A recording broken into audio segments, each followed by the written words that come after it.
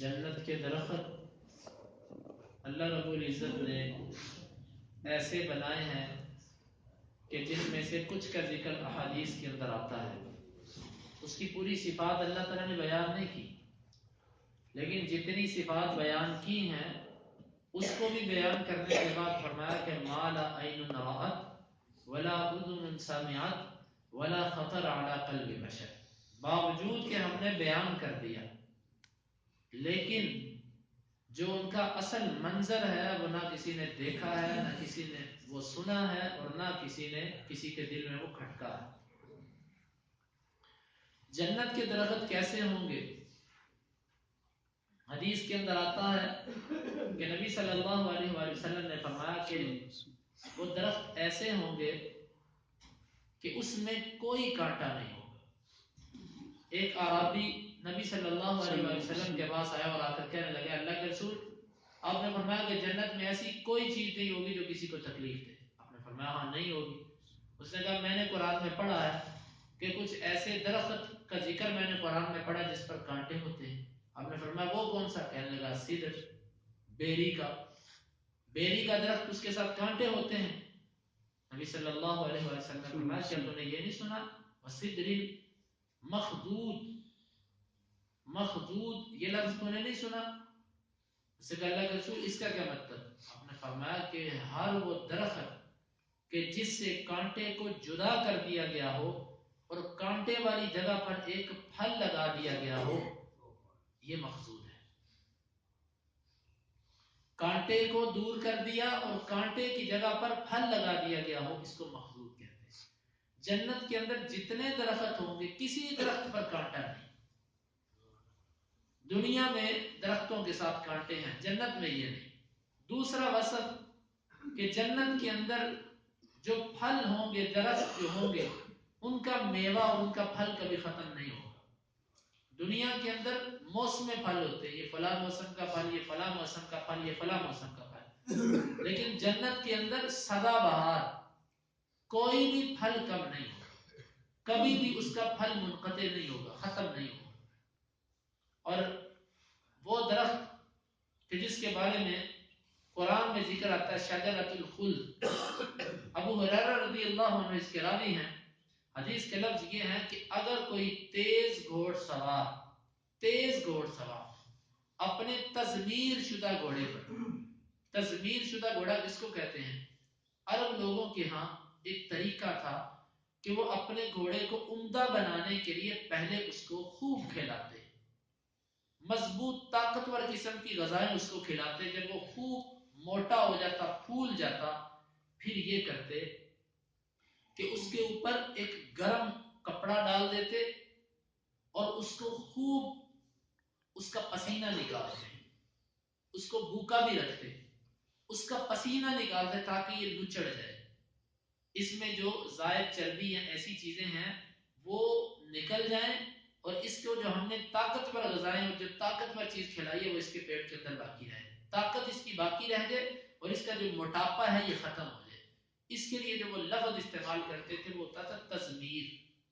اسی لیے ان کے ہاں جب دوڑ لگتی تھی تو جو تزمیر شدہ گھوڑے ہوتے تھے جن کو انہوں نے کھلا کر موٹا کیا اور اس کے بعد ان کو سکھا کر ان کا پسینہ اور یہ چیزیں نکال دی، ان گھوڑوں کا مقابلہ علیحدہ ہوتا تھا اور غیر تزمیر شدہ گھوڑے علیحدہ ہوتے تھے. حدیث کے لفظ ہے کہ تزمیر شدہ گھوڑا، عمدہ قسم کے گھوڑے پر کوئی عمدہ قسم کا شاہ سوار تیز دوڑ سے جائے تو وہ 100 سال چلتا رہے تو ایک درخت جو ہے جنت کا شجرۃ الخلد اس کی رسائی کو ختم نہیں کر سکے.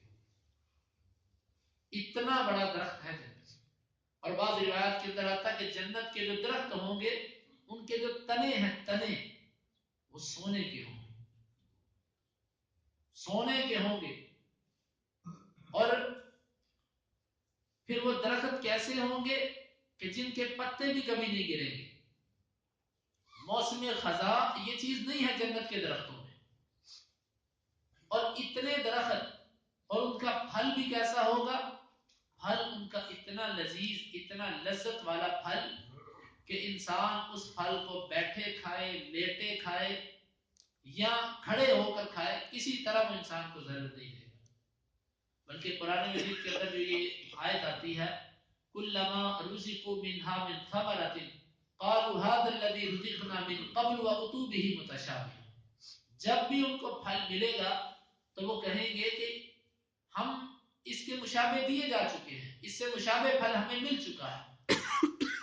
یہاں پر مفسرین کے دو اقوال ہیں، ایک قول یہ ہے کہ جب ان کو یہ پھل ملے گا تو وہ یہ پھل لے کر کہیں گے کہ ایسا پھل تو ہمیں دنیا میں بھی ملا ہو، یعنی کہ دنیا میں ایسا، دنیا میں بھی کیلا ملا، دنیا میں بھی سیب ملا، دنیا میں بھی مالٹا، انار، انگور، کھجور، یہ چیزیں ہمیں دنیا میں بھی ملی، لیکن جب وہ کھائیں گے تو اس کا ذائقہ مختلف ہو۔ ایک قول یہ ہے کہ وہ کہیں گے دنیا میں ہمیں اس کے مشابہ پھل مل چکے، اور دوسرا قول یہ ہے کہ وہ یہ نہیں کہیں گے کہ دنیا میں اس کے مشابہ پھل مل چکے، بلکہ جب وہ پھل کھائیں گے، ایک ہی درخت کا ایک دفعہ پھل کھائیں گے، توڑیں گے دوبارہ اسی جگہ پر نیا پھل لگ جائے گا، اور جب دوبارہ وہ نیا پھل اتار کر دیے جائیں گے وہ یہ کہیں گے کہ یہ تو وہی پھل ہے جو تھوڑی دیر پہلے ہم نے کھایا، لیکن اس کا جو ذائقہ اور جو لذت ہوگی وہ پہلے والے سے مختلف ہوگی۔ ایک درخت پہ، ایک ٹہنی پر، ایک جگہ پر جب ایک پھل لگے گا، اس کی جگہ پر جب دوسرا آئے گا تو اس کا ذائقہ مختلف ہوگا۔ مثلا ایک کیلا پہلی مرتبہ کھایا اس کی لذت کچھ اور، دوسری دفعہ کھایا اس کی لذت کچھ اور، تیسری دفعہ کھایا اس کی لذت کچھ اور۔ آپ سوچتے ہوں گے اللہ کتنے ذائقے دے گا، اللہ کتنی لذتیں دے گا۔ بھائی اللہ کے پاس ذائقے اور فلیور اور یہ ٹیسٹ اللہ کے یہاں ختم نہیں ہو سکتے، وہ مالک اور خالق ہے۔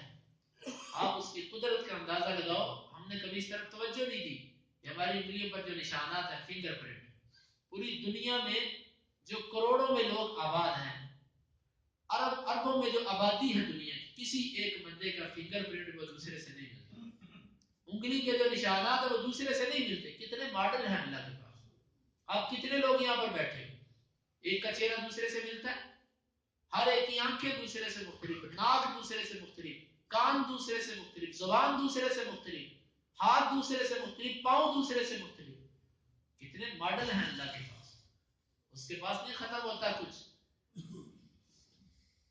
اللہ کے پاس خزانے ہیں، خزانے ہر چیز کے۔ تو اس لیے اللہ تعالیٰ جنت کے اندر جو پھل دے گا، جب ایک مرتبہ پھل ملے گا، دوسری دفعہ جب وہی پھل ملے گا تو اس کا ذائقہ پہلے سے مختلف ہوگا، اور جب تیسری دفعہ ملے گا اس کا ذائقہ پہلے سے مختلف ہوگا۔ یہ جنت کے پھل ہیں۔ اللہ تعالیٰ نے فرمایا لا مقطوعۃ ولا ممنوع، نہ اس کے اندر کسی قسم کی بندش ہوگی اور نہ ان پھلوں کا ختم ہونا ہوگا۔ تو یہ آثار ہیں جو امام ابن القیم رحمہ اللہ نے جنت کے درختوں کے حوالے سے اور اس کے پھلوں کے حوالے سے کوئی ذکر کیے۔ اللہ رب العزت سے دعا ہے کہ اللہ تعالی ہمیں اس جنت میں اعلیٰ مقام عطا فرمائے، اور اللہ تعالی ہمیں نبی صلی اللہ علیہ وسلم کا ساتھ عطا فرمائے۔ اللهم انفعنا بما علمتنا وعلمنا ما ينفعنا وزدنا علما۔ اللهم اقسم لنا من خشيتك ما تحول به بيننا وبين معصيتك، ومن طاعتك ما تبلغنا به جنتك، ومن اليقين ما تهون به علينا مصائب الدنيا، متعنا اللهم بأسماعنا وأبصارنا وقواتنا أبدا ما أحييتنا، واجعله الوارث منا، واجعل ثأرنا على من ظلمنا، ولا تجعل مصيبتنا في ديننا، ولا تجعل الدنيا أكبر همنا ولا مبلغ علمنا، ولا تسلط علينا من لا يرحمنا،